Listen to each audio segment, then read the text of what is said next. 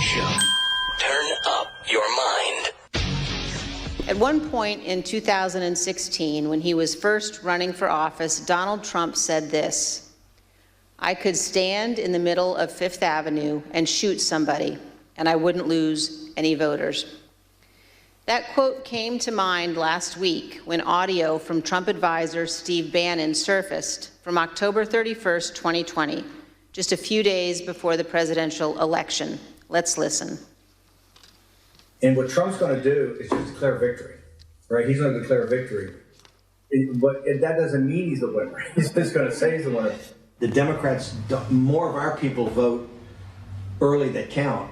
Theirs voted mail.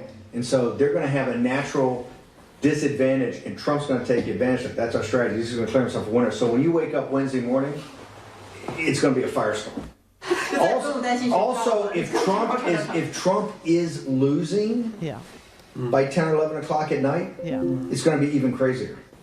No, because he's going to sit right there and say they stole it. If Biden's winning, Trump is going to do some crazy. And of course, 4 days later, President Trump declared victory when his own campaign advisors told him he had absolutely no basis to do so. What the new Steve Bannon audio demonstrates is that Donald Trump's plan to falsely claim victory in 2020, no matter what the facts actually were, was premeditated. Ooh. And just now, Steve Bannon was found guilty by a jury of his peers. I don't know if they were really his peers or not, because they didn't show the jury. And unless they were wearing like 9 different shirts all at the same time, they're not his peers. But they just found him guilty of contempt of Congress. So failure to appear and failure to produce the documents that were subpoenaed. Now, we don't know whether or not he'll go to jail. We're waiting to find out whether or not well, of course, the prosecution, kept it nice and simple. They explained it as if, you got a traffic ticket.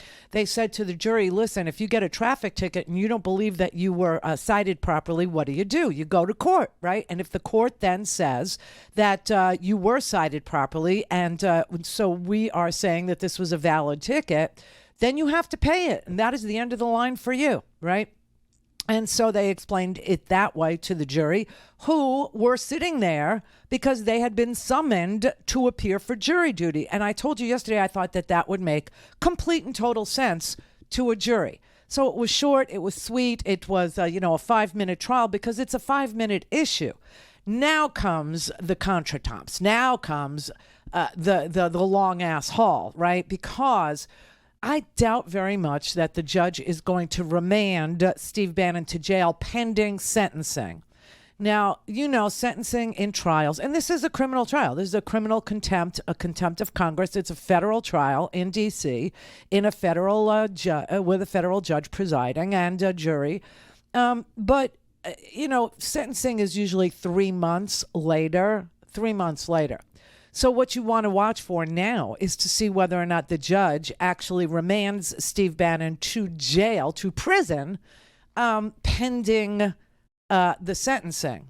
I doubt it. Because the minimum for not appearing, the minimum is 30 days. The maximum is a year, and he's been found guilty on 2 counts. So it's a year and a year. But obviously, he won't do 2 years. The judge will probably make the sentences run together. So a year is what's possible, I believe. But he's going to appeal, as you know. And so I doubt very much that the judge is going to say, okay, you go to jail, cool your heels, you're a disgrace, you're covering up something that led to an enormous amount of destruction and violence and the death of 5 people. So I'm going to remand you to prison. I doubt it. But I'm waiting. I'm waiting just like everybody else. We're waiting to find out. Now, last night, that was mentioned in the hearing to show that Donald Trump not only premeditated the attack on the Capitol and not only wanted it to happen, but actually refused to let it end because until he knew, which is what I told you yesterday and the day before and the day before that Donald Trump only let it end, only told people to go home not just under duress and pressure from everybody around him, but he only agreed to tell people to go home half-heartedly when he understood that his violence wasn't going to win the day. It was like he didn't order them to go home as much as he ordered them to stand back, stand by for more, detailed orders, or, for another regrouping. It was a retreat, basically, which is what, we all knew. And those of us who've been watching this and it's not a tourist. These weren't tourists. Okay, this wasn't, just a few people who, got out of control. This was planned, and it was led by militia groups. They were armed, they were in trees, they brought weapons, there were pipe bombs outside the Democratic National Committee headquarters where Kamala Harris was.